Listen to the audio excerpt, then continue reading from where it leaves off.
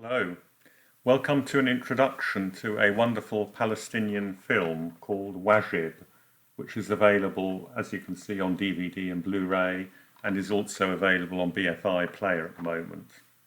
Although there are a lot of countries in the Middle East, relatively little from this world region gets subtitled and circulated in this country, other than, of course, the stream of excellent films in Farsi from Iran.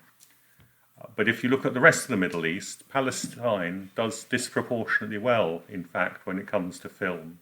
So in recent years, we've been lucky enough in this country to see a whole stream of films, either from or about Palestine.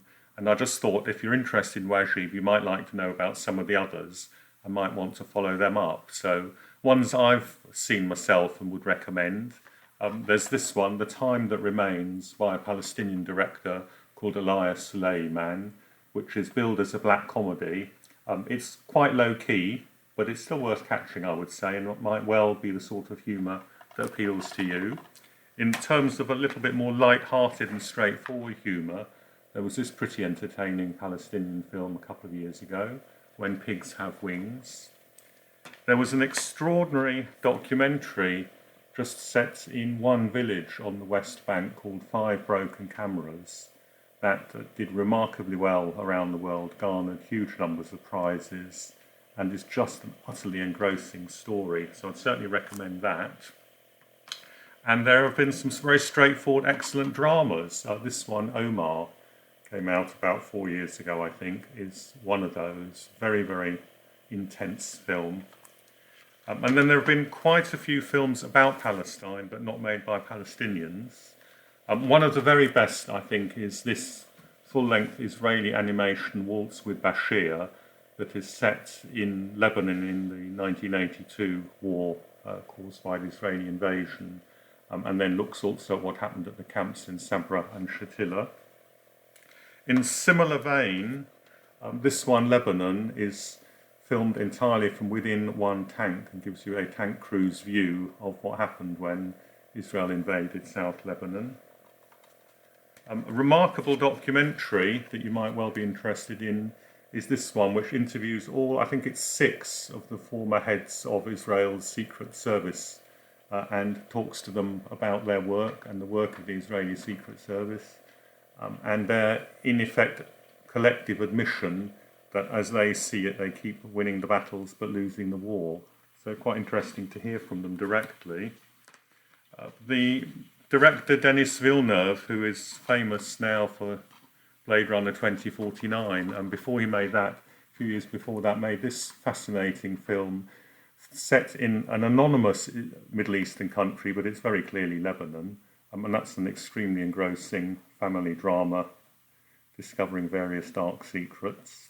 And part of it is actually set in a prison that was the subject of an Amnesty International report a few years back. Other countries in the locality, Jordan also has a film industry. This historical drama from Jordan, Thebe, came out a little while ago and is well worth catching also, I would say. Anyway, back to Wajid, the film I should be saying something about. So it's directed by a Palestinian woman, Anne-Marie Jacquir, born in 1974. I think it was her third feature film. The one that preceded it was this really excellent story set in a refugee camp in the late 1960s, showing the little boy there growing up in the refugee camp. And what's particularly fascinating, I think, about this from a historical view now is that although it's about Palestinian liberation back in the late 1960s, that was an entirely secular process. The various Fedayeen from the PLO, Yasser Arafat's led organisation, and the other groups such as the Popular Front for the Liberation of Palestine and various others, were all avowedly secular groups. And it's quite interesting how in that film, Anne-Marie Jacquir shows how contemptuous they were of religious believers. Now they really saw religion as something that belonged to history and not to the Marxist future that they were trying to build at the time. Wajib, by contrast, is not set in the past, it's set in Nazareth today.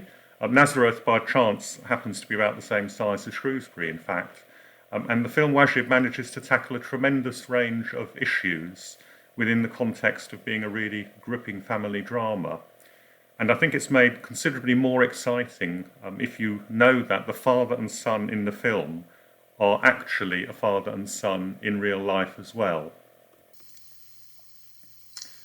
Particularly when you see them have a titanic argument in the second half of the film, where each of them throws at the other all the accusations that one generation inevitably hurls at the other one. I think there's definitely an extra frisson from knowing that they are genuinely father and son, and you do wonder how they got on after that enormous dispute. However, I think it's worth saying that although the film covers an amazing number of issues, what makes it so good as a film is that it never feels preachy. It manages to show us the tensions between generations, the struggles between modernity and tradition, the conflicts between those who stay to fight and those who migrate to make their way in the world, the disagreements between those who take an oppositional stance to their rulers and those who accommodate them, the friction between those who value honest, independent thought and those who see a more pragmatic need to get on with their neighbours and get through from one day to another. And the film somehow manages to cover all of these and various other issues as well, without ever feeling like it's lecturing to us.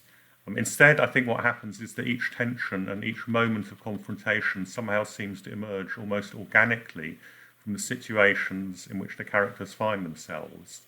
Dominating that situation is certainly Israeli rule and its enforcement.